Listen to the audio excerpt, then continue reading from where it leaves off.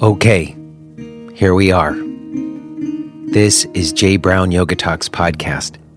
My name is Jay Brown. Greetings to you, fair listener. I hope this moment meets you well. I don't know about you, but I've been feeling a little bit overwhelmed by the continued onslaught of dismay and destruction happening in the external world. And maybe it's always this bad. Maybe there's always this much dismay and destruction in the world. And in the past, we just didn't have all this technology and media to know about it. Maybe it's always been this bad and it's nothing new, but it sure feels crappy. And I've been thinking a lot about power, political power, military power, creative inspiration power.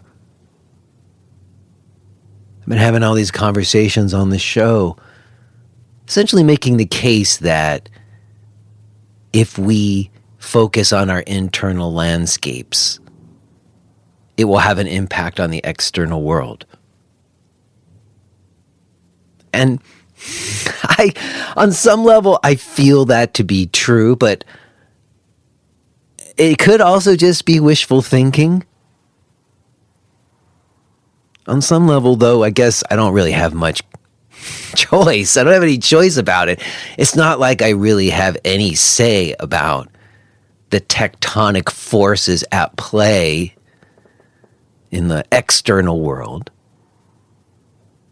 I do have some say about what happens in me and the attitudes and the actions that I express in my mundane life.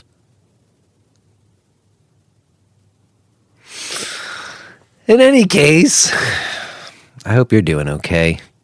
Hope you're keeping your head above the waterline, so to speak. I will add that today's conversation with Doug Keller is very good fuel for us in terms of working our internal landscapes as a personal empowerment. I am really glad to be bringing this conversation to you. And if you're a yoga teacher out there, I have to tell you that today's talk is some serious yoga education. In fact, I really think that Doug and me should be getting some teacher training dollars for this. Not really. I'm just saying that of all the conversations I've had in the years I've been doing this show, every once in a while there's one that feels like, to me, an important conversation for all yoga teachers to hear. And I had no idea. I was really not expecting this from Doug, frankly. I didn't know much about him, but my impression of him before I had this conversation with him was not accurate. Let's just say that. And once we jumped into these topics, it really unfolded into what I feel is a valuable conversation. So it's one that you might want to take some notes. And really, y'all, you're in store for some real gems of knowledge and wisdom. I was so grateful to Doug for having this conversation, and it is a real pleasure to be bringing it to you today. Real quick before we get to that, I want to take a moment to say thanks to our podcast premium subscribers. Today, I want to shout out specifically Ali Christoph and Lena Schaller. Thanks to you, Ali and Lena. You know, I have a usual spiel I give when I tell everybody about podcast premium subscriptions, but it's fresh in my mind how much I appreciate people like Ali and Lena. You see, earlier this week, my wife had some new freelance work opportunities presented to her, which we're very grateful for. We can use the money, and she's happy to be getting the work. But it meant that we had to sit down with our calendar and involved me having to do an honest assessment about how much time I spend on this podcast every week. And she was kind of giving me a little bit of a sideways look because I definitely spend a fair amount of my time and energy doing this every week. And it's certainly a project of passion for me. It's worthwhile on many levels just for the learning and growing I do as a person through doing it.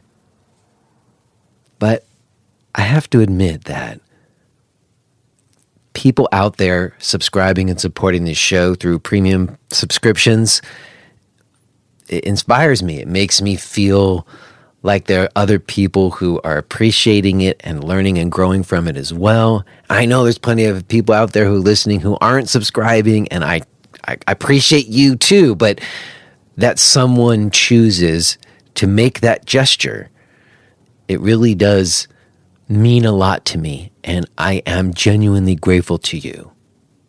So if you are in a position to give a little something, then it makes a difference, not just on like a financial level, but like on my soul level. So I appreciate it a lot.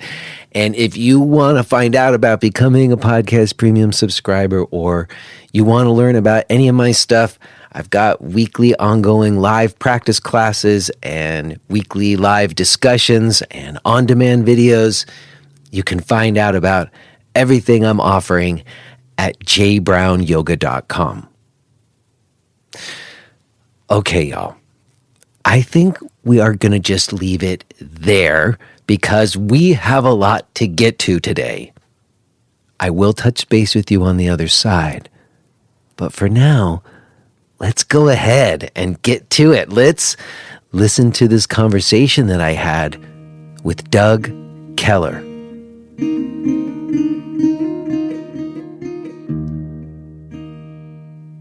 Hi, Doug. Hi, glad to be with you. Oh, I was just going to say that to you. Thanks so much. I really appreciate you taking the invitation up and giving me some of your time. It's a real pleasure to have this moment to get to speak with you. Thank you. Happy to. How's the sound so far? It's good? Sounds fine to me. Everything okay on your side? Yep, it's all good. How would you like me to address you? My friends call me Jay. Jay, just Jay. Okay. Yeah. And I can call you Doug? Yep, absolutely. All right. Well, Doug, I do like to consider us having just begun, and I don't want that to be a surprise to you. Is that okay? No problem. Yep. Very cool. Well, I have to say it's quite synchronicitous in some ways that I'm talking to you right when I'm talking to you. And I didn't know that until I was getting ready in the last few days to have this conversation. Because what I originally reached out for was only part of it. And when I started to learn a little bit more about you, I was like, wait a second, Doug is somebody who can speak to one of the big threads of this whole podcast, actually. Okay, sounds good. So I'll tell you a little bit more about the motivation, I think, behind why I want to speak to you today. And maybe it's a good little bit of context for us and like starting point for us. So cool. I started this podcast like 7 years ago. And at the time, my life was pretty much falling apart. I had a yoga center for 10 years and it was going under. Right. I was like in massive physical pain. Uh-huh. And I started a podcast because I was just trying to figure out how did I get here? Because I stumbled into yoga in the early 90s. I'm in my 20s. It's New York City. Mm-hmm. And then now it's 20 years later. I got a wife and 2 kids. And I'm trying to figure out, well, how did it get here, And, a lot's happened since then.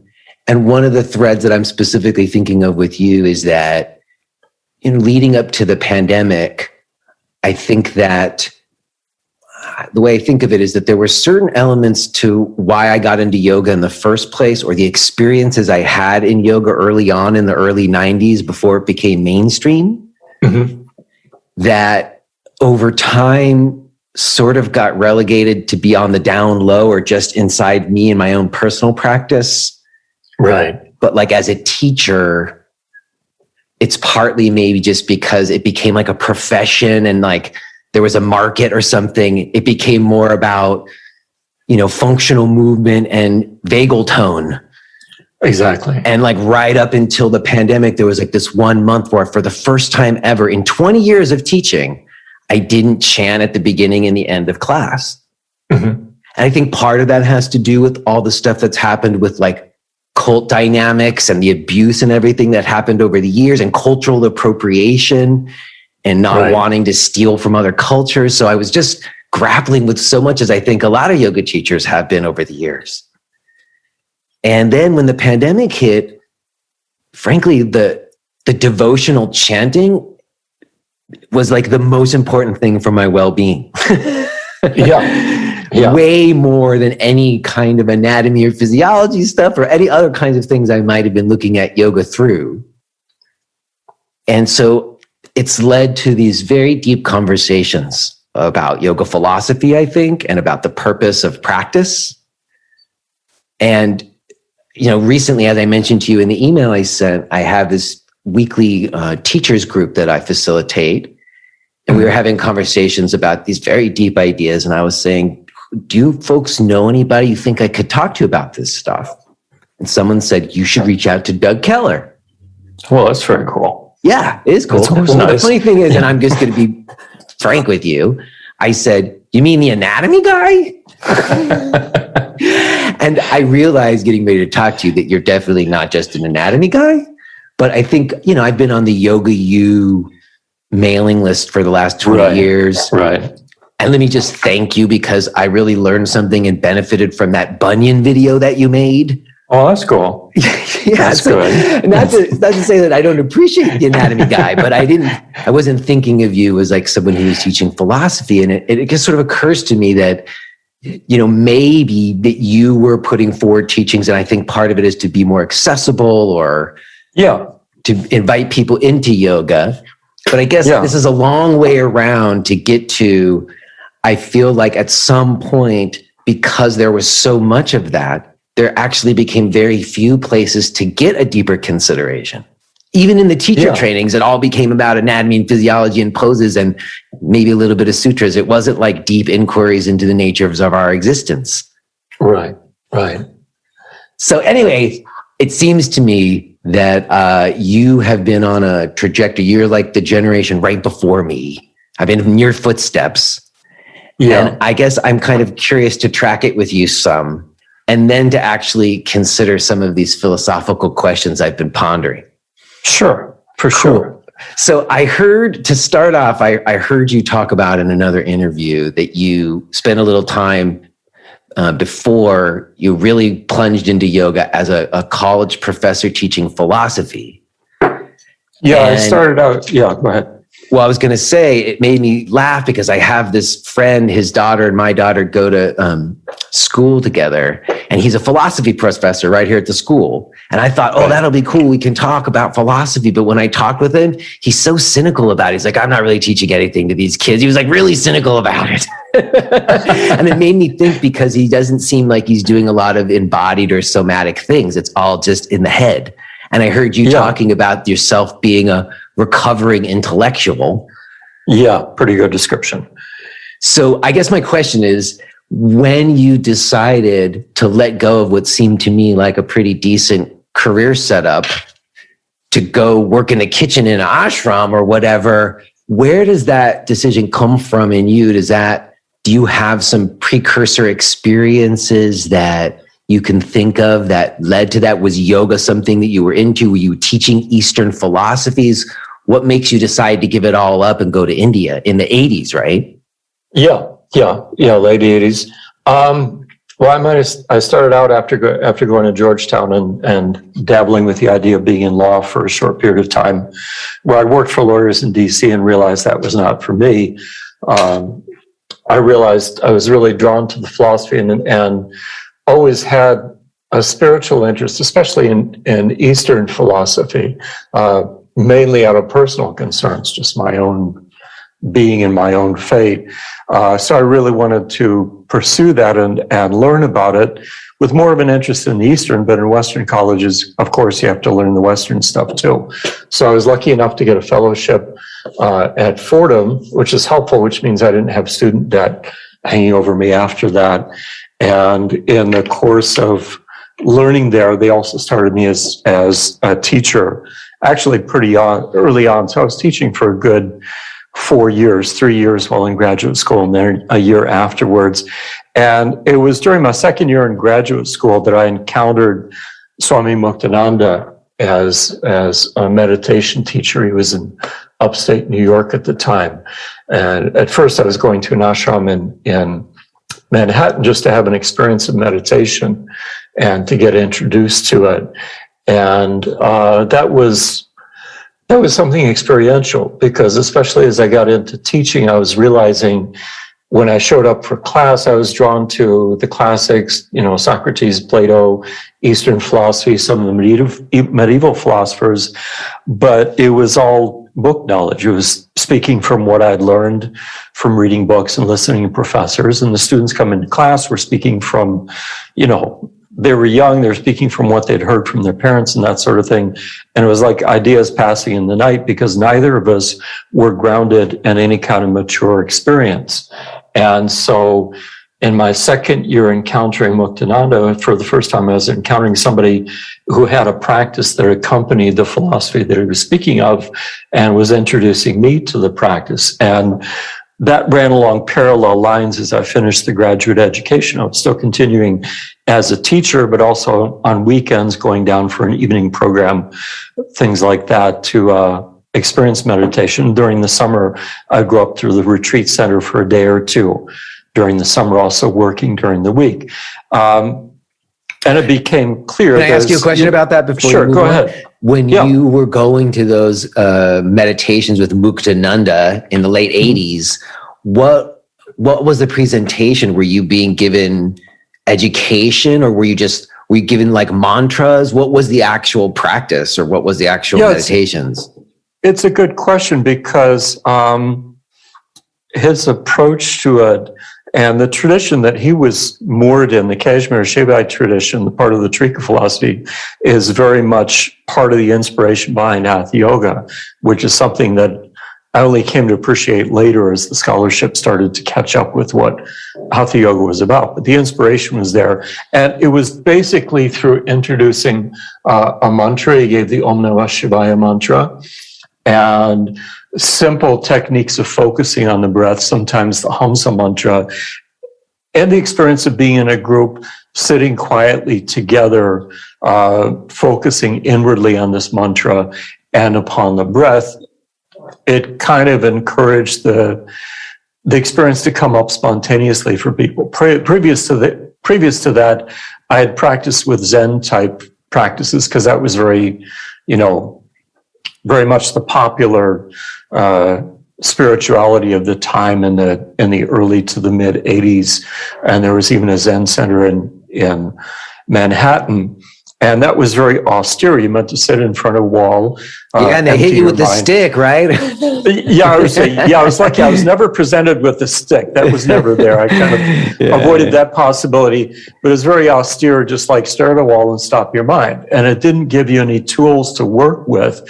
And so you're sitting there wondering what's supposed to be happening, realizing that wondering what's supposed to be happening is the obstacle to anything happening. So you get caught in this sort of tangle of trying to deal with the experience. So having a simple mantra, breath awareness, sitting steady, and also listening to people talk about their own experiences, not only Muktananda, but people that had just been introduced to meditation or been doing it for a while, getting up and talking about their experience of meditation, presented a comfortable atmosphere in which you could really give yourself over to your own experience and be open to what happened instead of worrying about whether it was happening at all or not, or what it is before you have it happen. What it is. And instead of telling you what it's supposed to be, it's sort of putting you in a place where you're open to what it is. And there's something about the experience that when you get a taste of it, gradually draws you in deeper.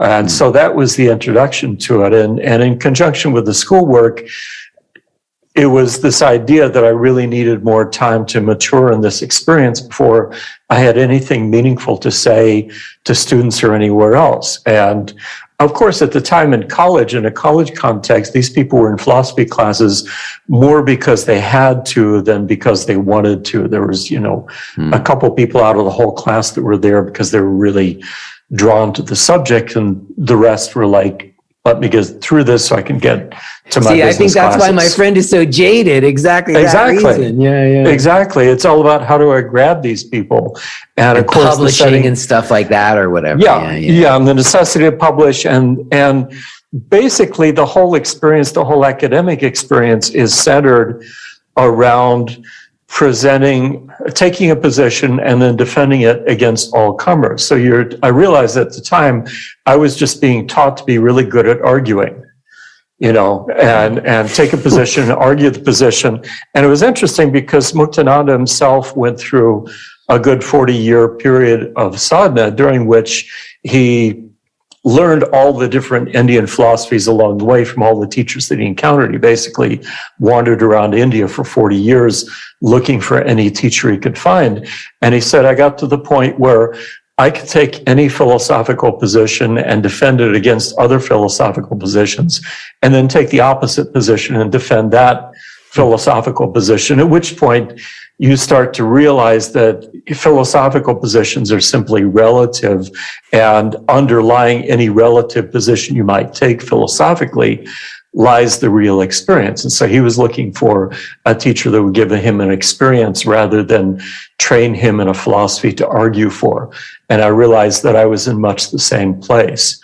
And so after finishing the graduate work, doing a year of teaching, and by the way, this dates me, but this was back in the Reagan years where you could find a lot of work as a part-time teacher, but no real possibility of tenure or full-time teaching. So you gradually pre-internet, it's just everybody, there's before internet and after internet, it seems to me. Yeah, very much before internet. And so you could have a lot of work and gradually starve to death in the process.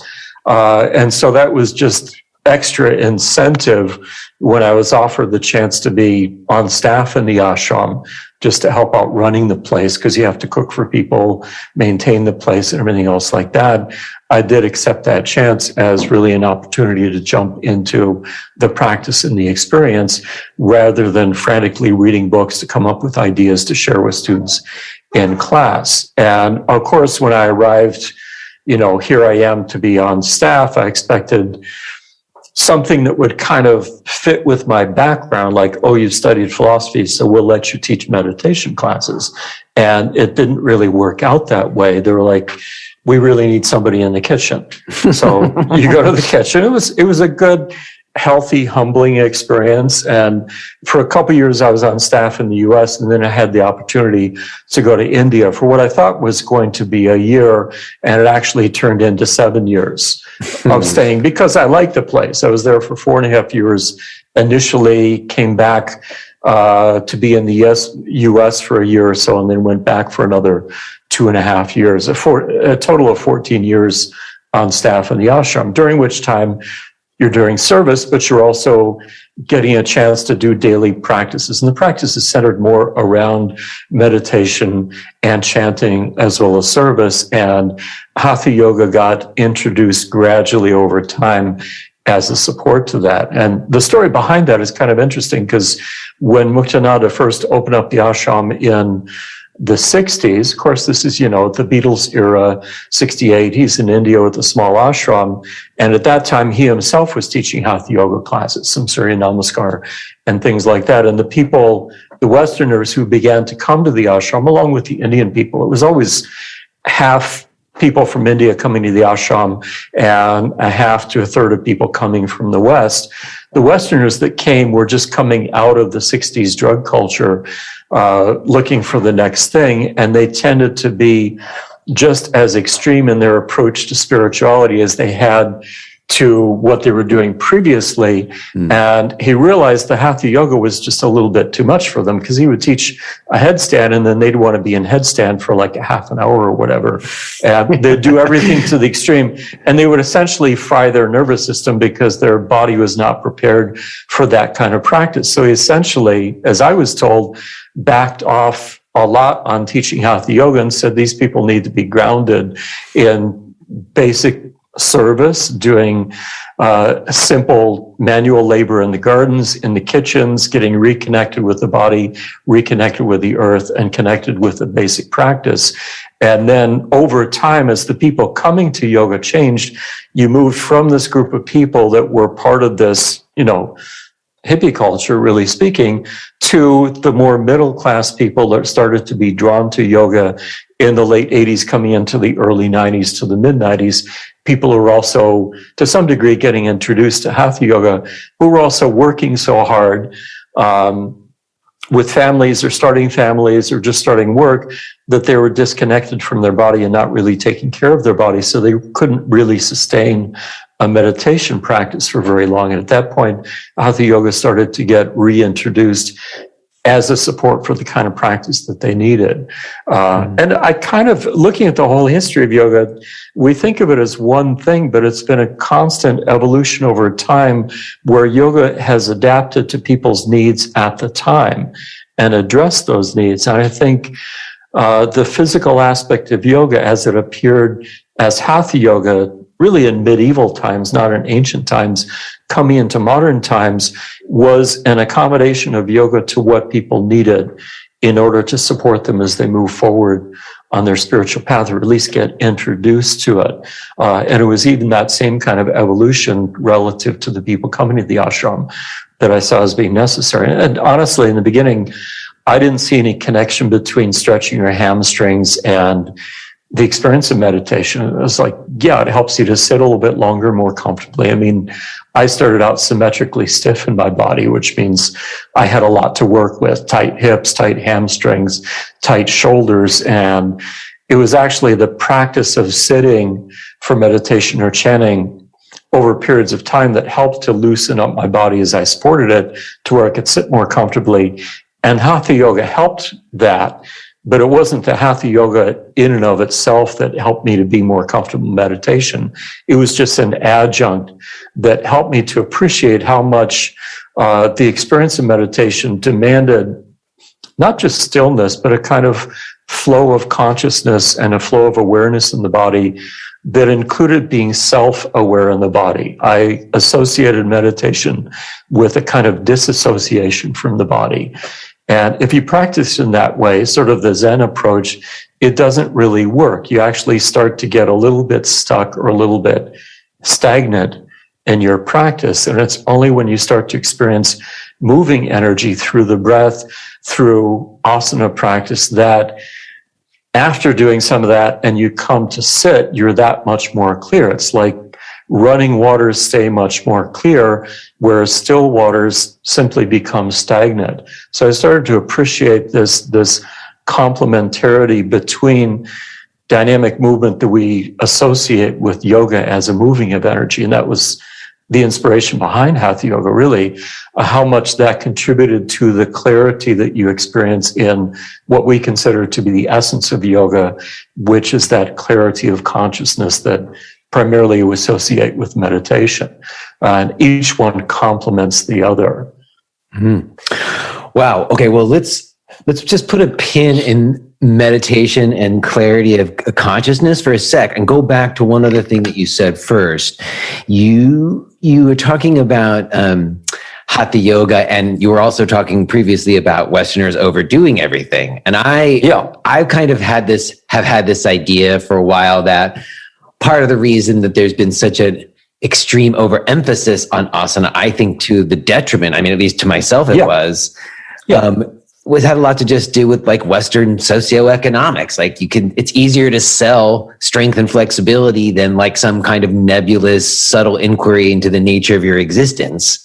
Yeah, for sure. And so I've often attributed that, but wait, because I heard you say something that I thought was really interesting, and it kind of goes to what you were just talking about, Hatha Yoga, is that you had talked about Hatha Yoga being like a democratization process and a way of teaching aspects of yoga or bringing yoga to people who normally weren't Brahmin caste or weren't privy to the teachings long before Western socioeconomics did its thing with stuff. Yeah. And I'm curious about that idea and where you come to that from. Yeah, a couple of phases to that. I mean, with the introduction of Hatha Yoga texts, the primary one, Hatha Yoga Pradipika in 1450, but that was preceded by other texts before it, going back to the 8th or 9th century, a text called, was that 8th or 9th? Yeah, Adaptation Yoga Shastra. And this is on the cusp of a whole tantric revolution where tantric philosophy starts to become systematized in the period after Patanjali. Patanjali was actually only popular for about 500 years, and the popularity of his approach began to wane after that. We know that from the number of commentaries written about Patanjali starts to taper off after 500 years until nobody's writing commentaries anymore, which means he's not being discussed as much. It doesn't mean that nobody's practicing it. It's just not prevalent, and people spiritually were kind of moving on. And to make a long story short with Tantra and the different threads that lead into it, there was an impetus towards this democratization, which means an emphasis on making yoga available to more people without distinction of caste or even sex. In terms, again, it was, previously it was for the male Brahmins that were privy to the essence of yoga philosophy.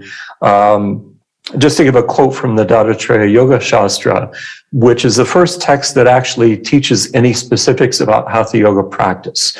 Other texts before that had mentioned this or that about it, didn't get into specifics. And this text said, whether you're a Brahmin, an ascetic, a Buddhist, a Jain, or what they call a skull bearer, which means it's part of the Ati Marga, or part of the kind of weird tantrics that we often think of, walking around with a skull as a begging bowl. Buddhist, a Jain, a skull bearer, or materialist, one who is wise, one who has confidence in the teachings of Hatha and Raja Yoga. And Raja Yoga is basically referring to the yoga of meditation. And is devoted to the practice of yoga will always obtain success in all things. And this is a basic kind of mission statement that gets carried forward, which is knocking down the boundaries of, by making yoga essentially non-sectarian.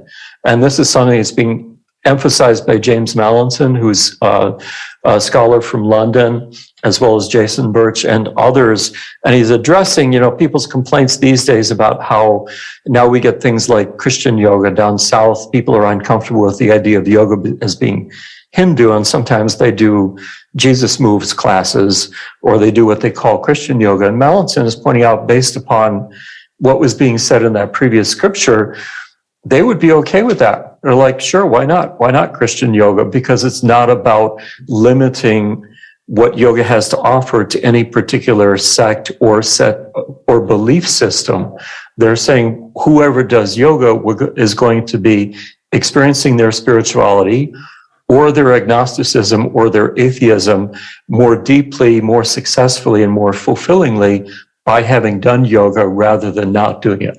And so yoga is, particularly thinking in terms of Hatha Yoga and the practices they're offering, this is something that's meant to be added to your life rather than threatening to take something away from your life. And that's what scares people about yoga. Their fear is really, what am I going to have to give up if I take up this yoga thing? And their fear is of giving up something of their own spirituality or their belief system. So right from the start, there was this impetus to break down those barriers, and women got involved in the practice as well as men, perhaps not as many as men.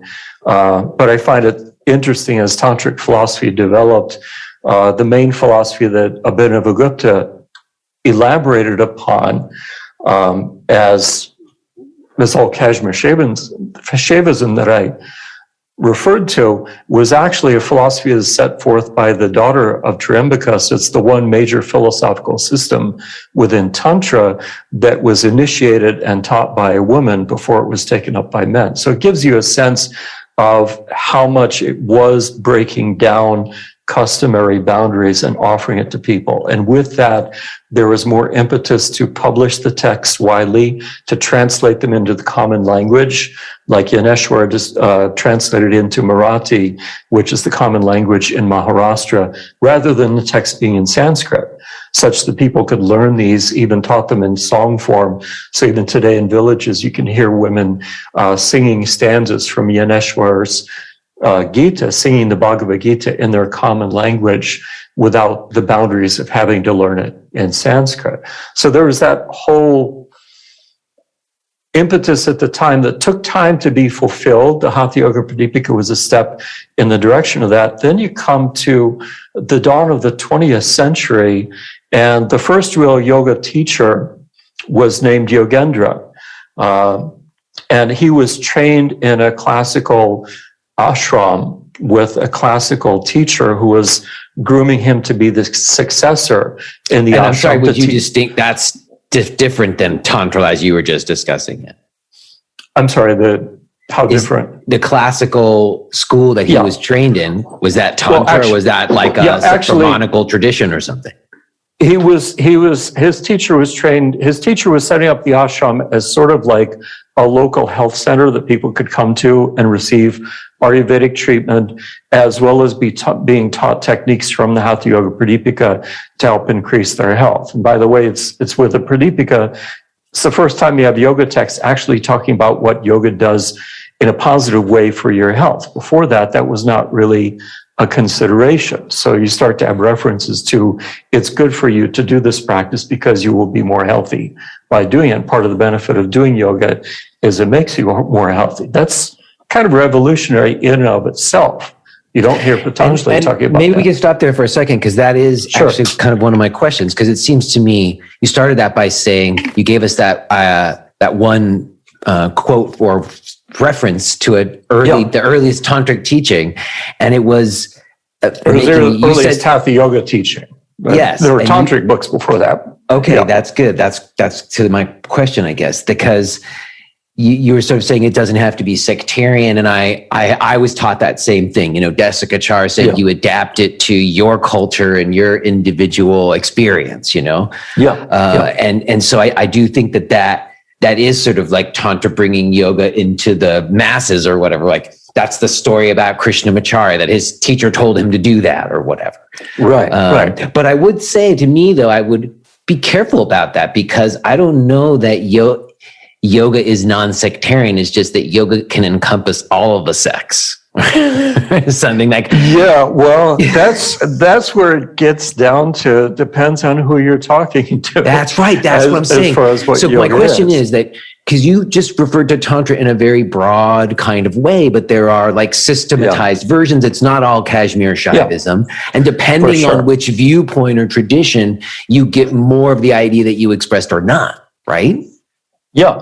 Well, it's interesting. First of all, I need to make an important distinction about Hatha Yoga. Hatha Yoga is not Tantra. Hatha Yoga is Tantra inspired as far as what it offers. Because if you're really doing Tantra with a capital T, classical Tantra, if you define it down to the essence of what it was as it was set forth, you need to be accepted and initiated by a guru, and it's only once you're accepted and initiated by that guru, by that acharya, that you're privy to the teachings that teacher really customizes to your ability, and you're meant to keep that to yourself and not share it.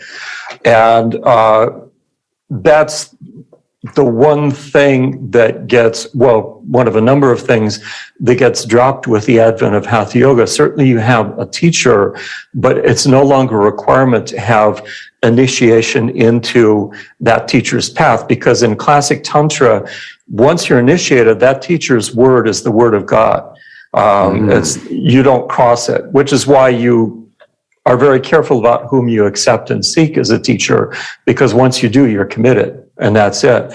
And unfortunately, we've kind of carried over that concept into modern yoga, where people consider teachers, particularly teachers from India, to be this more special spiritual being who is giving you some kind of intimate transmission of the lineage that is part of what you're receiving spiritually. And Hatha Yoga did not claim that. Classical Tantra did, but Hatha Yoga did not. Again, it's saying it's an adjunct to your practice. And an interesting part of the whole history of the development of Hatha Yoga, because Tantra is basically outside of the Vedic system.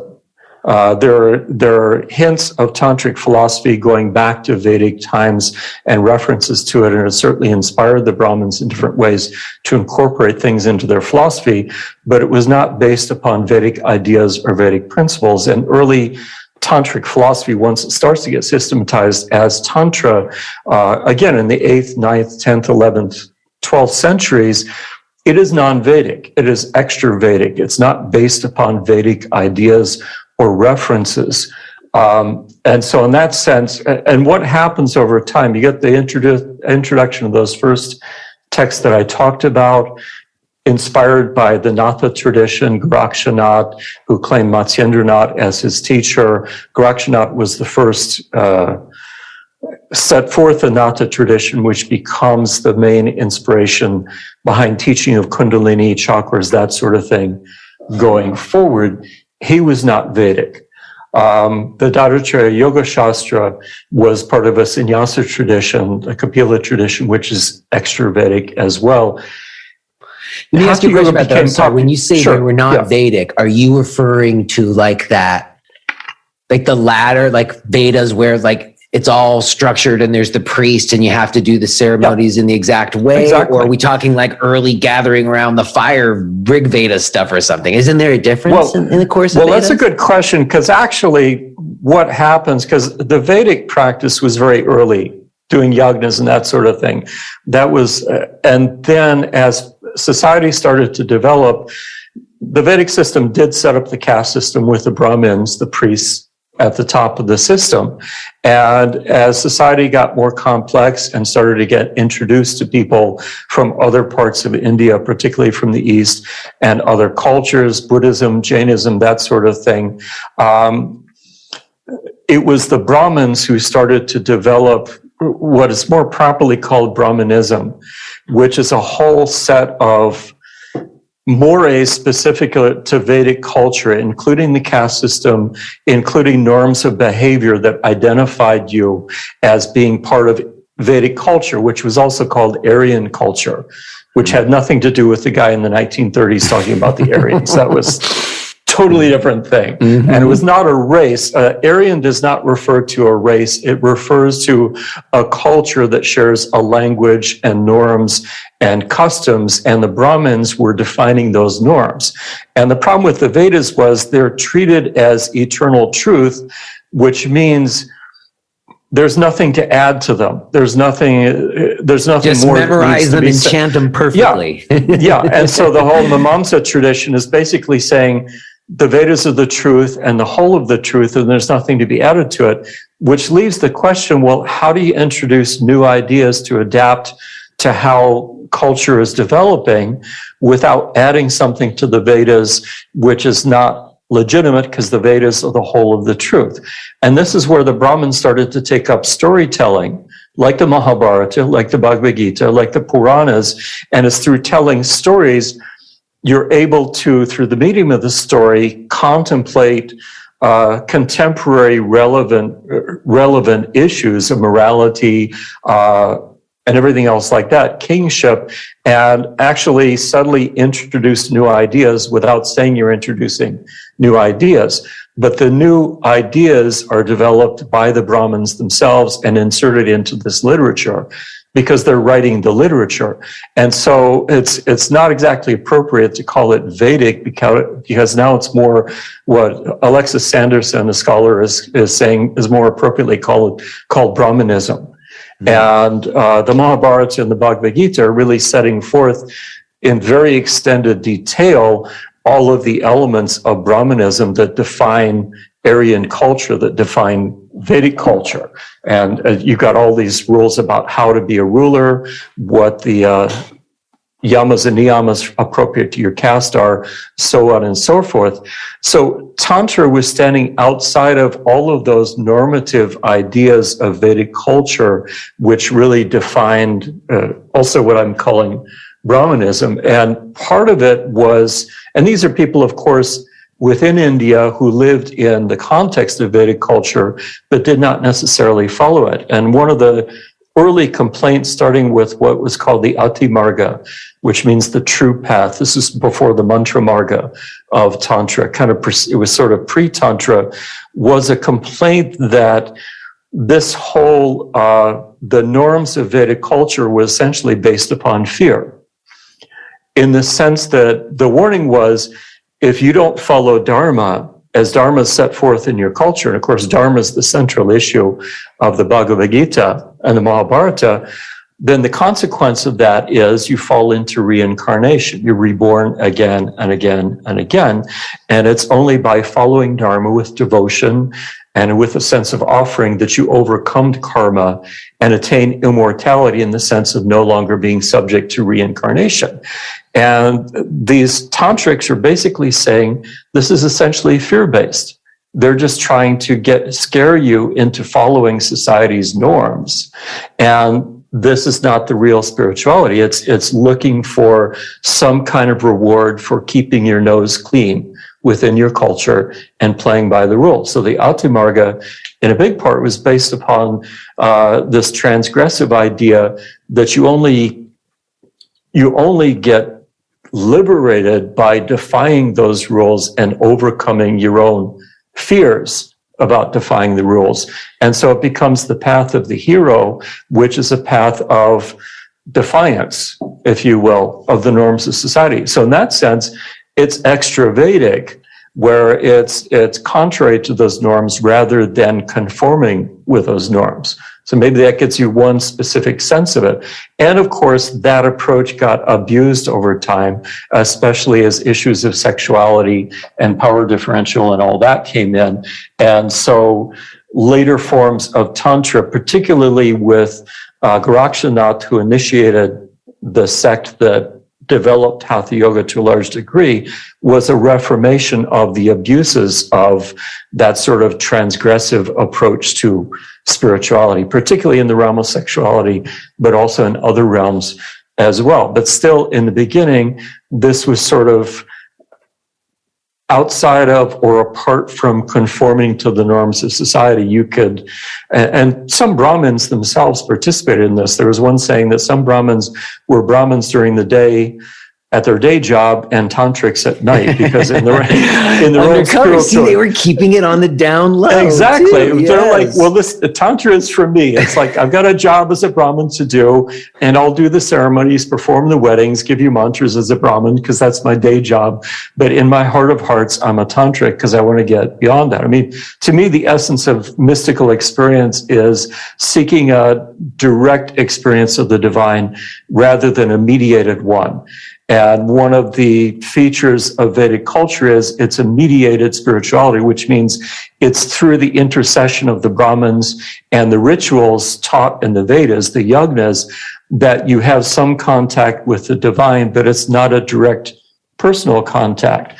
And the first inspiration behind yoga was this desire to have a more direct personal contact and an unmediated one, which is why they started to introduce personal practices for your own spirituality, starting with the Katha Upanishad, where Nachiketas is questioning this whole mediated spirituality that his father, as a Brahmin, was following. So it's looking for that direct, unmediated experience, which again sets which is what you were looking for too. Exactly. I mean, that's the essence of any mystic, whether in the West or in the East. But a point I'm getting to is also, as these texts of Hatha Yoga start to get set out, you got the Hatha Yoga Pradipika in 1450, a few hundred years down the road, 1700, you have the Garanda Samhita, which may be familiar to some people. which sets forth more asanas than you find in the Pradipika. Pradipika has about 16 asanas. You get to the Garanda Samhita, now you've got 30-something, 36 asanas, and asanas start to explode after that.